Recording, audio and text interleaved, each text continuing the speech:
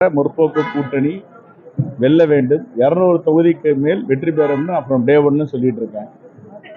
எப்படி ஓவர் நைட்ல முடிவுகள் மாறுவதற்கோ மாற்றி மக்கள் மனநிலை மாறுவதற்கோ வாய்ப்பு இல்லை.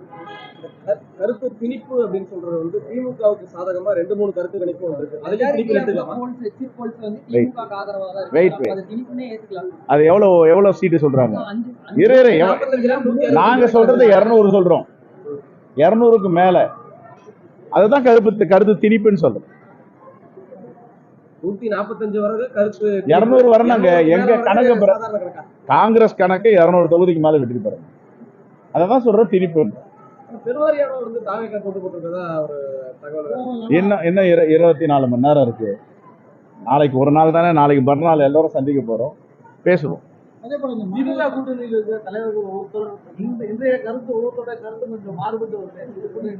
எங்க கருத்து ஒரே கருத்து தான்.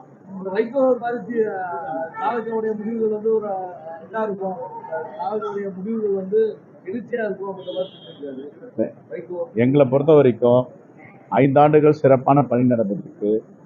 எங்க தலைவர் ராகுல் காந்தி பிரச்சாரம் செஞ்சிருக்காரு. எங்க அகில இந்திய காங்கிரஸ் கமிட்டி தலைவர் மல்லிகார்ஜுன கார்கே பிரச்சாரம் பண்ணியிருக்காரு. அதுக்கு மேல நம்முடைய மாண்பு முதலமைச்சர் எல்லா தொகுதிகளும் கவர் பண்ணியிருக்காரு. இந்த உழைப்பு, இந்த பணி வீண் போகாது. மக்கள் புரிதலோடு இருக்காங்க, யார் ஆள வேண்டும், யார் ஆளக்கூடாது. அப்ப எங்களுடைய மதச்சார்பற்ற முற்போக்கு கூட்டணி 200 தொகுதிக்கு மேல் வெல்லும் என்று தான் டே ஒன் என்னுடைய கருத்தை நான் அதை மாத்திக்கல. அதை தான் திணிப்புன்னு சொல்றேன். நீங்க உடனே 140 ஒத்துக்க மாட்டீங்களான்னா 140 ஒத்துக்க மாட்டோம், 200க்கு மேல வெற்றி பெறணும். அதுதான் எங்களுடைய பார்வை. இப்ப மக்களுக்கு இது தெரியாதா? ஒரு தேர்தலையும் தேர்தல் நடக்கிற வரைக்கும் விலை ஏற்ற மாட்டாங்க.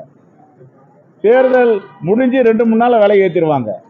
அப்ப இது ஒரு தேர்தல் மட்டும் இல்ல, பல தேர்தல்கள் பாஜக தொடர்ந்து செய்யுது. அப்ப இதெல்லாம் மக்களுக்கு புரிதல் இல்லாம வேற ஒருத்தருக்கு வாக்களிச்சிருவாங்க.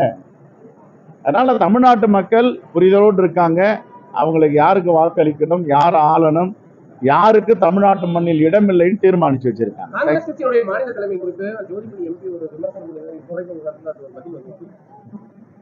அதாவது சிலதெல்லாம் மனக்குமுறல் பதில் சொல்ல முடியாது. அது ஒரு நியாயம் இருந்தா நான் பதில் சொல்லலாம். நியாயம் இல்லாம, நீதி இல்லாம, நேர்மை இல்லாம ஏதாவது போன போக்குல யாராவது பேசுறாங்க, அதெல்லாம் பதில் சொல்ற இடத்துல நான் இல்லை.